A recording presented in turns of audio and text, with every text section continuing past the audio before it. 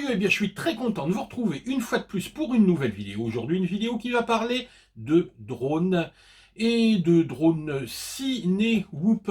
On va découvrir aujourd'hui une nouvelle marque, enfin une nouvelle marque pas tout à fait, c'est la marque Fuse,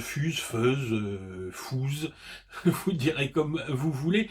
Alors c'est une marque qui initialement faisait des frames pour les raceurs et qui nous a sorti ici deux petits drones pas chers. Le premier c'est le Spartan et celui qui va nous intéresser aujourd'hui c'est le X111 Pro.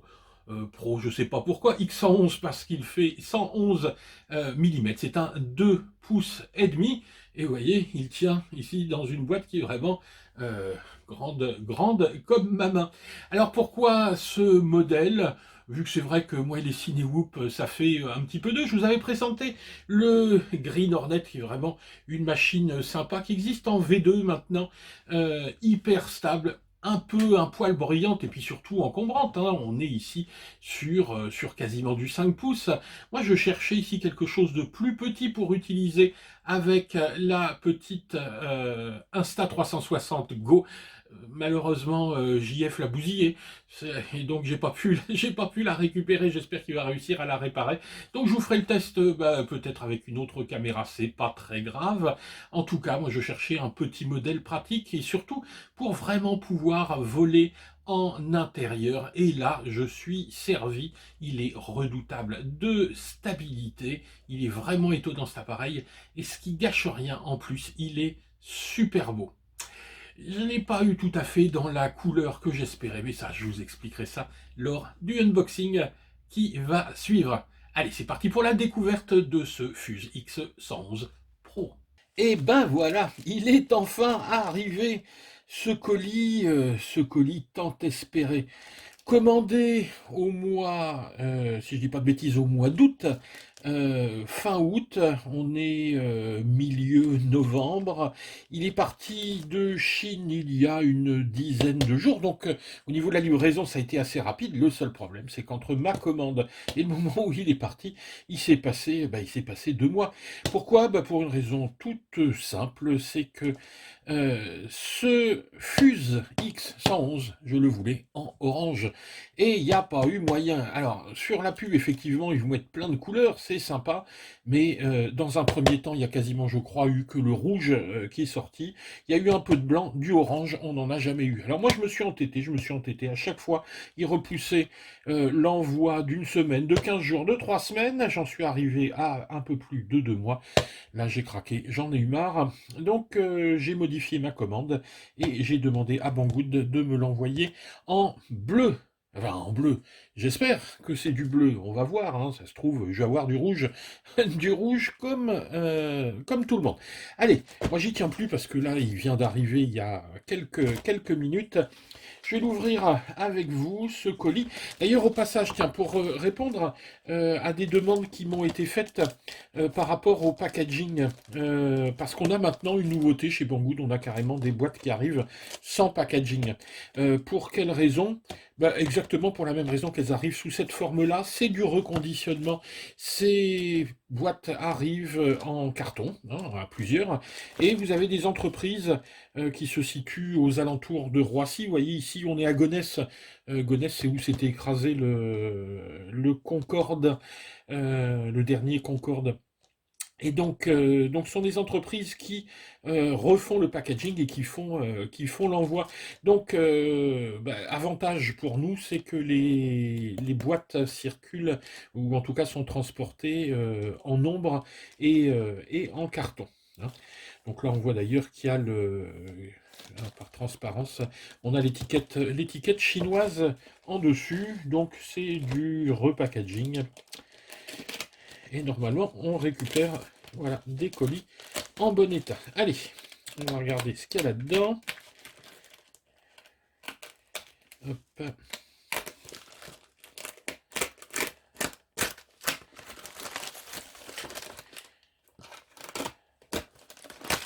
Donc là, je sais pas trop à quoi m'attendre. C'est une marque que je connais pas du tout.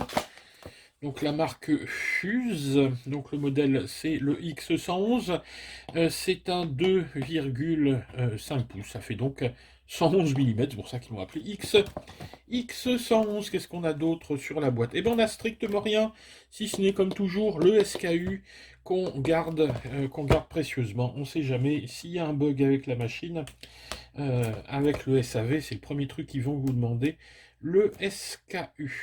Allez. On va regarder maintenant le contenu de la boîte.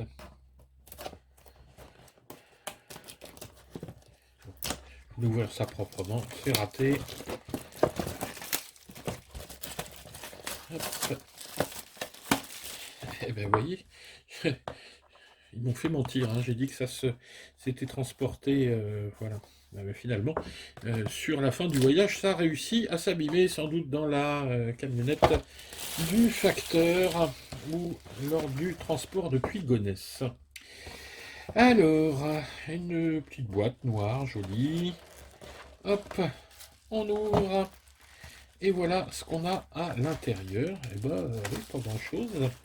On va regarder ça. Tout d'abord, une petite notice. Oula, ça c'est la notice vraiment, on va dire bas de gamme, hein. C'est une feuille A4 qui a dû passer à l'imprimante. On a vraiment le minimum du minimum.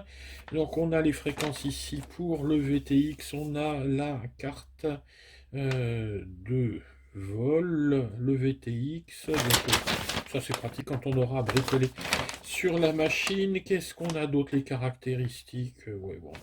Voilà, hein, ça c'est pas une notice, c'est un pense-bête. En plus, tout ça, on trouve ça sur la fiche produit directement chez Banggood. Alors, là-dedans, 1, 2, 3, 4 hélices et aucune de montée. Ça veut dire pas d'hélice de rechange. Pas cool. Bien. Ensuite, là-dedans, les vis. Les vis 1, 2, 3, 4. Ouais. C'est-à-dire, ça, c'est les vis pour les hélices. Je pense pas qu'il y ait beaucoup de rechange. Les petits tubes pour les antennes. Et voilà l'appareil. Et oui, oh, il est pas mal. Il est pas mal. Il est joli. Alors, une frame qui est en dentelle. Ici, une carte de vol qui a l'air AIO, hein, avec tout. D'ailleurs, je suis en train de me demander, je me rappelle même plus si j'avais pris un BNF. Je sais pas si j'ai un récepteur là-dedans. Je ne me rappelle plus. Alors, attendez, je suis en train de chercher des antennes qui dépassent. Bon, bah, bref, je ne sais plus. Je sais pas si je sais pas si j'ai un récepteur à l'intérieur. On verra ça après. Bon, de prime abord, bah, c'est rigolo, hein. Le but du jeu, évidemment, c'est d'avoir un tout petit Cinewoop. Bon, moi, je pensais l'équiper avec la petite Insta360 Go, mais je ne l'ai plus pour l'instant. Je vais essayer d'en récupérer une. Bon, je l'aurai sûrement pas pour laisser. Et ben, on va essayer de monter une runcam dessus, une grosse runcam. On verra en mettant peut-être la batterie en dessous, on verra si on arrive à faire rentrer une runcam là-dedans, ou en la posant peut-être devant, je verrai bien. Il semblerait que ça arrive à le soulever. Alors moi, ce que j'aime bien là-dessus, c'est la rampe de LED. Ça, c'est le genre de truc que j'aime beaucoup. Disposition un peu rigolote ici du VTX, avec l'antenne qui arrive directement. Là, le VTX à la verticale, donc qui est bien éloigné de la carte de vol. Ce sera peut-être pas mal pour les interférences, une petite runcam ici en caméra. Ouais, et puis les impressions ici en bleu, hein, sont plutôt bien. La mousse, bon. Voilà, hein, donc une première bonne impression. Bon, je vais vous redétailler ensuite évidemment tout ça. Je vais aller regarder ça, voir pour le récepteur, et puis surtout le paramétrer. Et puis on se retrouve pour la revue technique de ce Fuse X111. Et bien voilà le X111 Pro de chez Fuse qui est maintenant monté en prêt à l'emploi. Alors, j'ai fait un certain nombre de choix pour cette machine. Alors, tout d'abord, je n'ai pas voulu, comme la plupart des youtubeurs que vous avez pu voir, le tester, ce Fuse, je dirais en version de facilité, à savoir avec une caméra légère. Alors, ce qu'on voit souvent dans les revues, c'est l'utilisation de la petite Instago qui est vraiment parfaitement adaptée ici. C'est une super caméra. Alors malheureusement, j'ai pas réussi à la récupérer pour le test. J'espère pouvoir en récupérer une, mais en l'occurrence, je n'en ai pas. Et puis là, l'objectif du test, c'était de vous présenter la version camion, la version poids lourd, parce que dans la fiche produit, on nous annonce que cet appareil est capable normalement d'emporter une GoPro normale et pas une naked GoPro qui elle pèse rien. Donc vous mettez une Go là-dessus, vous mettez une GoPro naked là-dessus, forcément ça vole et vous pouvez alimenter le bestiau en 3S, ça va fonctionner, ça ne pèse rien. Par contre, monter une GoPro normale ou une Runcam 3 comme celle-ci, c'est une autre histoire. Donc le défi était un petit peu plus grand et je m'intéressais à savoir est-ce que avec une petite caméra qu'on trouve ici d'occasion dans les 50 balles, neuve je crois à moins de 100 euros, 80 euros, et encore ça c'est l'ancienne version, vous avez maintenant des versions de ces petites Runcam vraiment abordables. Alors évidemment, c'est une caméra qui n'est pas stabilisée, mais elle filme en HD. Donc ça peut être une solution. Honnêtement, si vous achetez un appareil à 100 balles, c'est pas pour aller mettre une caméra à 500 balles dessus. Au premier crash, vous allez pleurer votre mère, hein. Ça, c'est évident. Donc voilà, ici la conformation que je voulais tester, la version lourde avec une caméra lourde, et j'ai pas hésité, j'ai carrément mis là-dessus du 4S en 650 mAh. Donc vous voyez, le petit Fuse ressemble ici plus à un camion.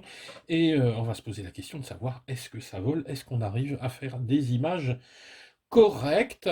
Alors, je ne vais pas vendre la peau de l'ours avant de l'avoir tué, mais j'ai fait les vols avant et, ça fonctionne, hein, ça fonctionne. Avec cette batterie-là, c'est un petit peu lourdingue, mais avec des 4S un petit peu plus légères, ça fonctionne correctement. On garde de la fluidité et de la stabilité avec cet appareil. On reparlera des batteries à la fin de cette revue technique. Alors, ce qu'on va faire tout d'abord, c'est que maintenant que vous l'avez vu donc en version de travail, je vais retirer ici le support de caméra, qui est un vieux support de caméra que j'avais imprimé en TPU. On pourrait presque fixer directement la caméra avec un strap. De toute façon, honnêtement, ils volent vraiment pas très vite. Il n'y a pas besoin d'une fixation en acier. Mais bon, voilà, soit vous trouvez une fixation en TPU, soit vous l'imprimez si vous avez une imprimante. Et donc, on va démonter tout ça, et puis comme ça on pourra voir un petit peu mieux ce qu'il y a dans le bestiau. Allez, on y va.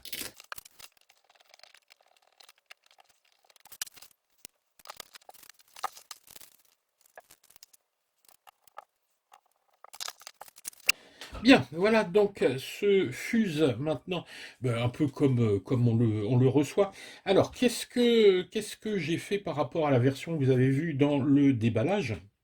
La première chose, j'ai changé le strap m'allait vraiment pas. Donc j'ai placé ici un petit Strapiflight. Je vous mettrai le lien, ça coûte rien, ça coûte 50 centimes je crois le strap, ça se vend par 10. Ils sont vraiment super, c'est du simili-cuir. Il y a vraiment, voilà, au niveau solidité, c'est vraiment bien. J'ai rajouté un petit peu de pad anti-dérapant pour éviter que la batterie ne repose, oui voilà, ne repose sur les vis ici. Donc on appuie, donc ça la soulève un petit peu. Et puis voilà, on n'est pas embêté. Bon, ça c'est pratique et ça bouge plus avec ce petit pad antidérapant. Faire attention évidemment à laisser libre le port USB. Ensuite, j'ai placer évidemment les petits tubes d'antenne. J'ai pas mis les petits bouchons au bout parce que vous voyez, comme j'ai un RXSR, ici ben, les petits bouts d'antenne dépassent. Voilà toutes les modifications que j'ai effectuées sur l'appareil. C'est tout. Hein, il n'y a vraiment, vraiment pas grand-chose à faire. Alors, après, c'est vrai qu'il va falloir installer le récepteur. Mais ça, on en parlera juste après. Alors, voyons un petit peu les caractéristiques de cet appareil. Alors, tout d'abord, son poids. À vide, c'est un poids léger. Il fait 117 grammes. Alors, évidemment, il faudra rajouter la batterie, il faudra rajouter la caméra, le support. Mais sinon, à vide, c'est vraiment un poids plume. Sa structure, alors sa structure, elle est vraiment, là, vraiment étonnante. Ça, c'est vraiment quelque chose que j'adore. Si on ne regarde que la frame, on se dit, mais c'est pas possible, c'est de la dentelle. Regardez ici, les toutes petites parties, c'est du carbone ici, 2 millimètres, mais extrêmement fin. On se dit, c'est juste pas possible. Oui, mais seulement regardez. Tout est relié ici sur les impressions 3D, maintenues ensuite par une clé de force ici, et finalement on se retrouve à avoir une espèce de sandwich qui est extrêmement résistant. Eh oui, donc on a de la rigidité. En fait, c'est pensé en 3 dimensions. On a un appareil ici qui est en plusieurs matériaux. On a donc de la fibre de carbone pour tout ce qui est frame. On a pour les ducts ici de l'ABS, une belle impression ici en ABS. Alors, normalement, vous avez le choix des couleurs, hein. Mais effectivement, si vous avez suivi un peu ma commande du fuzz, il y a certaines couleurs qui sont plus faciles que d'autres à avoir. Donc, malheureusement, on n'a pas vraiment le choix des couleurs. Il faut prendre la couleur qui existe au moment où vous allez commander. Moi, j'ai fait la bêtise de m'entêter sur une couleur et puis 2 mois et demi après, ou 2 mois après, mon appareil était toujours pas parti et j'ai craqué. Et par contre, là, une fois que la couleur était disponible, c'est arrivé en 15 jours. Ça a été relativement vite. Donc, on a de la fibre de carbone, on a de l'ABS et on a une mousse ici qui est une mousse en EVA, donc en éthylvinyle acétate. Ouais, ouais, super, hein. Oui, c'est de la mousse, quoi. C'est une mousse dure, hein, tout simplement. Donc, ce qui va permettre, évidemment, de taper sans souci. L'intérêt de cet appareil, c'est un ciné-whoop. Donc, on est censé voler lentement, on est censé voler très smooth, avec, voilà, hein, c'est un mouvement extrêmement fluide. Et puis, si on tape un petit peu, il n'y a pas de, y a pas de problème, on va pas se cracher. C'est fait pour. Alors attention, n'allez pas croire que sous prétexte qu'il y a de la mousse ici, on risque rien avec les hélices. Je vous garantis qu'elles tournent relativement vite. Si vous mettez les doigts là-dedans, vous allez vous couper les doigts. Il va voir, c'est un hachoir. On a quand même 4 petits hachoirs. Donc on ne vole pas, on ne survole pas les gens, on ne fait pas n'importe quoi, même si ça a l'air d'un petit jouet. Disons qu'avec ça, vous n'allez pas causer de dégâts matériels, mais vous pouvez me faire mal aux gens. Donc, hein, on se méfie. Quelques chiffres tout d'abord sur la taille. On a un empattement qui est de 111 millimètres. Donc un anthrax ici qui est de 111 millimètres, avec pour une taille d'un appareil qui va faire ici alors je ne dis pas de bêtises, oui c'est de large, il est plus large que long, il fait 173 ici sur 155 dans ce sens-là, pour une épaisseur hein, ici de 38. Voilà à peu près pour la taille. On remarquera un joli petit bandeau de LED, vous verrez tout à l'heure, qui est complètement paramétrable. On peut faire plein de choses avec. Alors moi, je me suis amusé à mettre l'effet Larson, hein, c'est-à-dire l'effet K2000, avec un changement de couleur en fonction du throttle. Donc vous verrez que les couleurs varient en fonction de l'accélération. Donc voilà pour la structure globale de cet appareil. Voyons maintenant ce qu'il y a dedans. Donc on a ici alors, On va essayer de voir ça.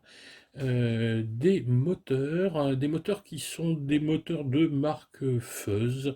Alors, je sais pas si on dit Fuzz, Fuse, enfin peu importe. Donc des moteurs de la marque sont des 1106 en 3800 kV, ce qui pour cette taille-là, bon voilà, est une vitesse normale. Moi j'ai trouvé que qui bouinait moins, hein, c'est-à-dire que moi ce qui m'agace avec les Cinewhoop, ce qui m'insupporte même, c'est leur bruit d'aspirateur. Et là on a un bruit qui est quand même moins désagréable. C'est vrai que si on le charge, quand on le charge avec une grosse batterie, une grosse caméra, bon, il va falloir faire tourner les moteurs, hein, mais sinon à vide comme ça, je trouve qu'il a une sonorité qui n'est pas exaspérante comme celle des Cinewhoop habituellement. Ces moteurs entraînent des hélices qui sont des petits Gemfan 25 40. Alors ça c'est un grand classique des 2 pouces et demi, hein. Alors, malgré sa taille, ça n'est qu'un 2 pouces et demi, hein. Regardez, en fait, le drone, il est là, hein, en fait, il faut le regarder. Il faut essayer d'extraire de sa pensée toutes les protections autour, mais il est là, le drone, hein. C'est un 2 pouces et demi à l'intérieur. Donc, des petites hélices, donc des 25-40.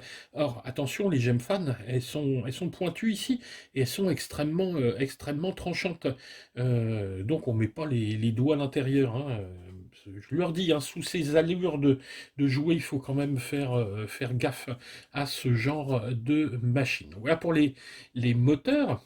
La carte de vol maintenant. La carte de vol, on la voit bien ici et c'est justement ce qui m'inquiète un tout petit peu. Vous voyez que ici la frame est complètement ajourée et là la carte de vol elle est libre. Et tout à l'heure eh ben, j'ai atterri sur l'herbe, c'était ce matin donc j'ai atterri sur l'herbe et j'ai pas fait gaffe, il y avait de la rosée et en reprenant l'appareil je me suis aperçu qu'il était mouillé. Heureusement la carte de vol n'a pas pris, mais ça c'est des coups à la faire griller, hein. Ensuite je posais sur les cailloux, je faisais vraiment attention.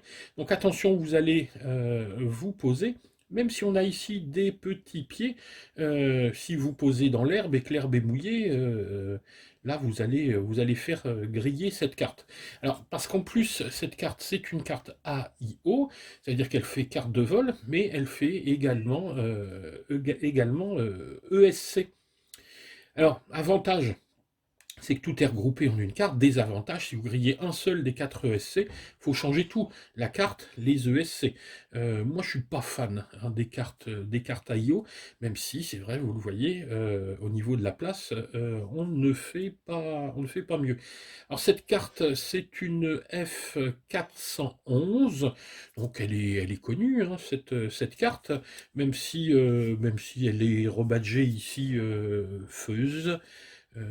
Oui, j'ai vu ça en Soudan. C'est de l'autre côté. Alors, on ne le voit plus ici. Mais donc, il y a la marque qui est notée sur la carte de vol. Bon, voilà, c'est un classique. Les ESC sont en 20 ampères, 25 en pic sous BL Eli S. Donc, voilà pour la carte. La caméra, c'est une Runcam Nano de la classique. Alors bon, ni bon ni mauvais, franchement, la Runcam, hein. Alors, on a la marque, mais la Runcam Nano, bon voilà, elle fait son job. C'est pas la peine d'en espérer beaucoup. Enfin, pour le pilotage, c'est nettement suffisant. D'autant qu'on n'est pas censé filmer avec cette caméra, on est censé filmer avec la caméra qu'on va monter dessus ou éventuellement, on peut changer tout ça et installer. Regardez, il y a la place pour installer. Alors, est-ce qu'il y a la place pour installer un Air Unit? Ça, je n'en sais rien parce que j'ai pas la taille, mais par contre, sur la fiche produit, ils affirment bien qu'on peut monter un Vista dedans, donc un système Cadix Vista pour l'utilisation des lunettes HD DJI. Donc, vous voyez, on dit Vista Ready. Donc, il est prêt pour installer un Vista si un jour vous passez en système DJI. Oui, tiens, ça, on peut parler de ça, le récepteur. Alors, les Fuse X111 Pro n'existent pas en version BNF, parce que moi, au départ, je voulais le prendre, j'aurais aimé le prendre en TBS Crossfire, celui-là, j'avais eu. Et puis il y avait pas TBS Crossfire, il y avait pas Fly Sky, il y avait pas de FR Sky, en fait, il y avait rien du tout. Donc, vous êtes obligé de souder votre propre récepteur. Alors, vous allez choisir évidemment votre récepteur, quoique là, il vaut quand même mieux avoir du FR Sky, vous allez vite comprendre pourquoi. Alors, euh, pour installer ce récepteur, c'est pas si c'est un petit peu rock'n'roll, honnêtement. Alors la première chose, regardez, je vous ai fait des photos, on va démonter la partie supérieure, donc vous voyez la partie de la frame supérieure, toute fine en carbone 2 mm. Alors attention parce que évidemment, regardez, vous voyez la petite pigtail et la XT30 passent par un trou, alors je sais pas trop comment, il y a un joint, bref, moi j'ai pas voulu le retirer, donc j'ai juste décalé un peu cette partie en carbone, je sais pas comment appeler ça, cette plate, upper plate, cette plate supérieure, pour avoir, vous voyez, ensuite accès à la carte de vol. Et là, regardez-moi ces pads, ils sont minuscules. Quand j'ai vu ça, je me suis dit, mais non, mais c'est l'horreur. Donc j'ai chaussé ma paire de lunettes la plus grossissante, et même avec celle-là, c'était rock'n'roll. Alors, heureusement, vous le voyez, c'est préparé pour la soudure. Donc vous avez une petite goutte d'étain sur chacun des pads. Donc vous n'avez pas à étamer vos pads. Donc ça, c'est bien pratique. Donc il suffit. Vous voyez, moi j'ai étamé juste mes fils pour le RXSR. On peut mettre un XM+, on met ce qu'on veut hein, dessus. Et ensuite, juste en posant le fil étamé sur la petite goutte, un tout petit coup de fer bien chaud. Donc vous posez juste la pointe du fer, tac, ça prend immédiatement. Alors ça demande un geste un petit peu sûr, et je dois bien avouer que si vous n'êtes pas à l'aise avec un fer à souder, essayez de vous trouver un copain qui pratique bien la soudure.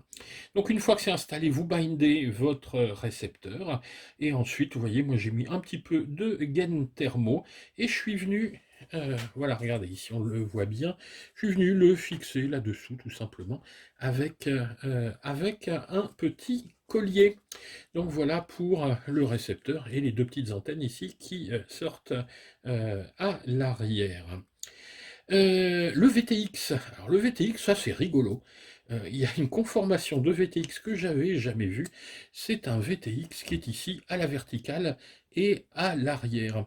Alors le gros avantage, c'est, alors je sais pas si on va réussir à le voir, voilà, il est juste là. Regardez ici, je vous fais un gros plan dessus. Il y a un petit bouton qui est très accessible, hein, avec, vous prenez un petit cure-dent. C'est le bouton de réglage du VTX. Donc soit vous réglez directement, un appui pour changer les canaux, un appui long pour arriver dans la puissance, et un appui ensuite pour changer les puissances. Donc des appuis longs, des appuis courts. Ça va extrêmement vite. On peut régler donc les fréquences et régler la puissance. Donc c'est un VTX de la marque, je pense. Il y a pas de, on voit pas de marque. Je pense que c'est un VTX de chez eux, de chez Fuzz. Donc qui fait 40 canaux avec 3 niveaux de puissance, 25 milliwatts. Alors moi le test que je vais vous faire ensuite, que vous verrez le vol, que vous allez voir ensuite, il est fait en 25 milliwatts. Hein. Moi j'aime bien faire mes tests avec la valeur minimale pour savoir ce que ça donne. Ensuite, on augmente, mais comme je l'ai devant la maison, ça allait. Vous allez voir, ça brouille un peu quand on fait le tour de la maison, donc 25 milliwatts, c'est un petit peu short. Mais ensuite, je l'ai passé en 200 milliwatts, et en 200, franchement, il y a plus aucun souci. Je n'aime pas beaucoup ici la fixation avec cette petite prise IPEX. En fait, je dois avouer, j'ai tout simplement oublié de la renforcer. Donc j'ai volé comme ça, mais avant le prochain vol, je vais mettre un petit peu alors je sais pas comment ça s'appelle, ils appellent ça antenna glue, c'est-à-dire une espèce de petite colle de fixation pour les antennes.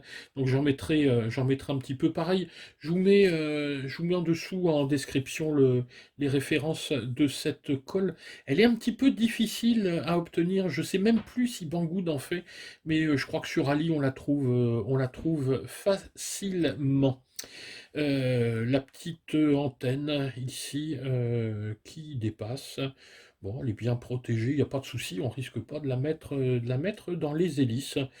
Donc là, toutes les protections ici sont bonnes. Voilà, donc on a fait à peu près le tour de cet appareil.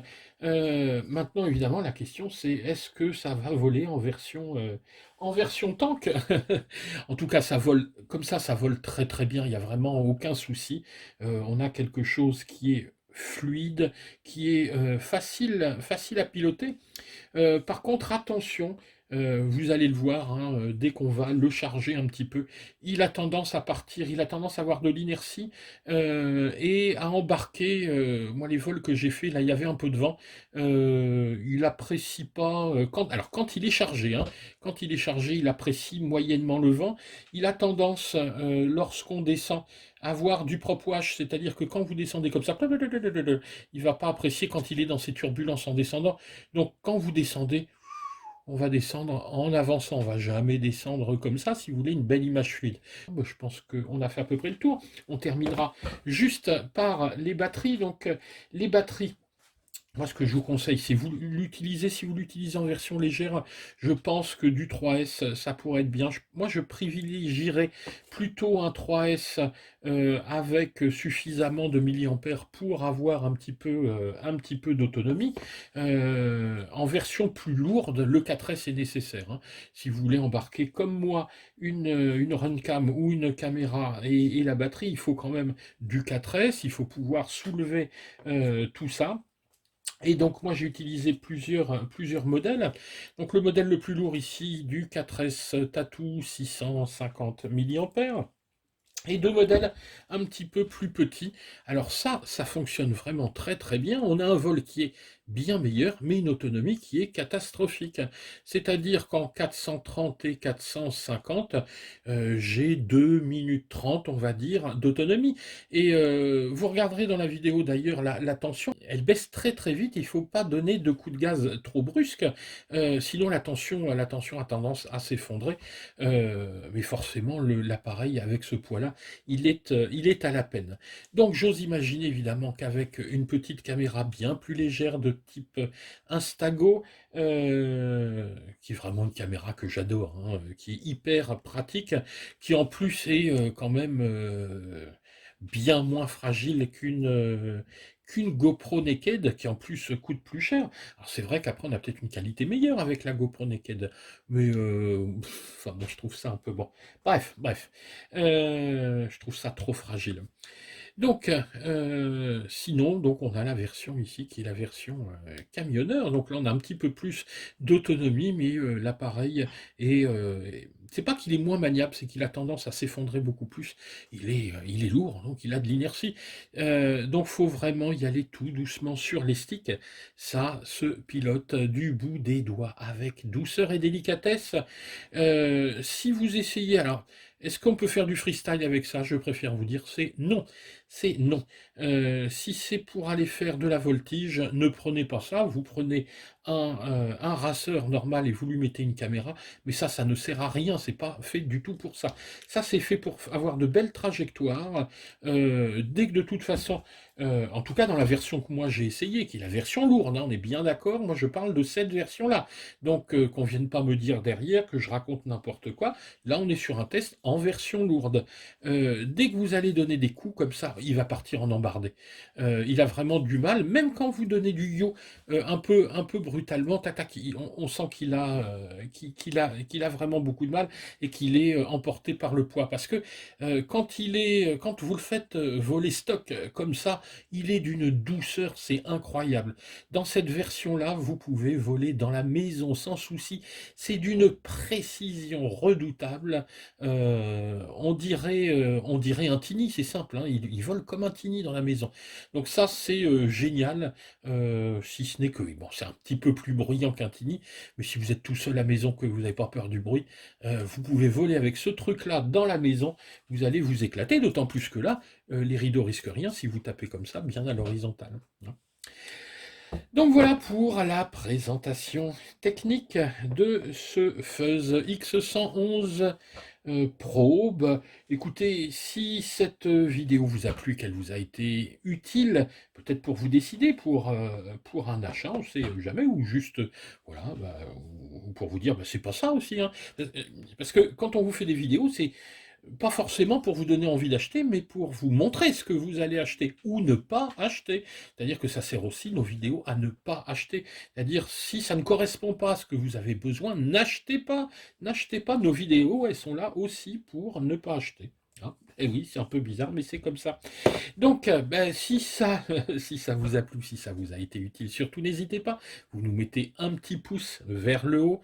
Si vous n'êtes pas encore abonné, mais ça m'étonnerait, vous êtes tous déjà abonnés, abonnez-vous. Et surtout, si vous commandez cet appareil ou un autre, n'hésitez pas à passer par nos liens affiliés et puis par les petits coupons qu'on essaye de vous trouver pour faire quelques économies.